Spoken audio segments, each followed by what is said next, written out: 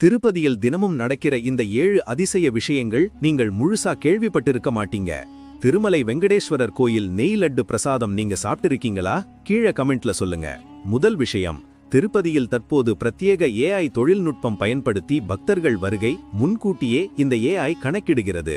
நுழைவாயிலிலிருந்து தரிசனம் வரை எவ்வளவு பேர் செல்ல வேண்டும், காத்திருக்க வேண்டும் என்பதையும் இந்த AI நிர்ணயிக்கிறது. இதனால் கூட்ட நெரிசல் கட்டுப்பாட்டிலிருந்து தரிசன நேரம் சுமார் 2 மணி நேரம் வரை குறைக்கப்படுகிறது. இரண்டாவது, தினமும் 3 லட்சம் முதல் 5 லட்சம் வரை திருப்பதி லட்டு தயாராகிறது. இதற்காக லட்டு போட்டு என்று அழைக்கப்படும் மிகப்பெரிய சமையலிடம் இருக்கிறது.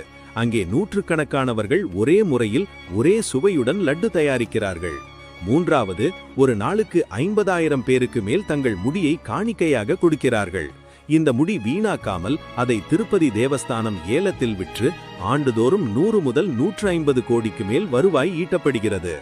நான்காவது, திருமலை உண்டியலில் ஒரு நாளுக்கு மட்டுமே 2 முதல் 5 கோடி வரை பணம் சேர்கிறது. சிறப்பு நாட்களில் அது 10 கோடியையும் கடந்து விடுகிறது. ஐந்தாவது, ஒரு நாளுக்கு 1 லட்சம் பேருக்கு மேல் இலவச அன்னதானம் வழங்கப்படுகிறது. ஒரே நேரத்தில் ஆயிரக்கணக்கானவர்கள் உட்கார்ந்து உணவருந்தும் அளவுக்கு பெரிய மண்டபங்கள் அமைக்கப்பட்டுள்ளன. ஆறாவது, கருவறையில் இருக்கும் பெருமாளின் சிலை கல்லானாலும் அதன் மேற்பரப்பு வெப்பநிலை மனித உடலை போல சற்றே சூடாக இருக்கும். வியர்வை போன்று எப்பொழுதும் ஈரப்பதமாக இருக்கும். இந்த வியர்வையை பட்டு துணியால் தினமும் துடைக்கப்படுகிறது. ஏழாவது, பெருமாளுக்கு பயன்படுத்தப்படும் பூஜை பொருட்கள், பூக்கள், பால், நெய், உடைகள் ஒரு முறை பயன்படுத்தப்பட்டால் மீண்டும் எங்கும் பயன்படுத்தப்படாது. அவை அனைத்தும் மறுசுழற்சி முறையில் அகற்றப்படுகின்றன.